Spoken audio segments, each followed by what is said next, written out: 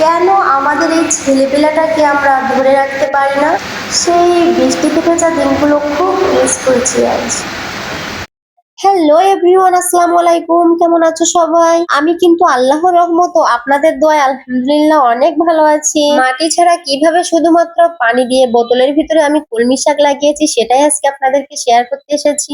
এইখানে কোনো বোতলের ভিতরে কিন্তু আমি মাটি দেই নাই, শুধুমাত্র পানি দিয়ে প্রথমে আগে শিকড়টা তৈরি করে নিয়েছি। এই কলমিগুলো আমি কিন্তু প্রথমে বাজার থেকে কিনে নিয়ে আসি, তারপরে আমি একটা বোতলে পানি দিই, দিয়ে সেই পানির ভিতরে রেখে দিই। আর 2-3 দিন গেলেই কিন্তু এই কলমি শাকের গোড়া দিয়ে শিকড় আসে, আর সেখান থেকেই দেখেন কত সুন্দর বড় হয়ে গেছে কলমি শাক। চাইলেও আপনারা পারেন বাসা বাড়িতে শুধুমাত্র পানি দিয়ে বোতলের ভিতরে এইভাবে কলমি শাক লাগিয়ে খেতে, কোনো পরিশ্রম ছাড়াই খুব সহজে লাগাতে পারবেন। কলমি শাক কিন্তু হাই প্রেশারের জন্য খুবই উপকার। এটা যদি আপনি রেগুলার খেতে পারেন তাহলে আপনার প্রেশার নিয়ন্ত্রণে থাকবে। আর আমাদের হাজবেন্ড ওয়াইফ দুইজনেরই কিন্তু হাই প্রেশার, এই জন্যই আমরা এই সহজ উপায়টা বেছে নিয়েছি। চাইলে আপনারাও ট্রাই করতে পারেন।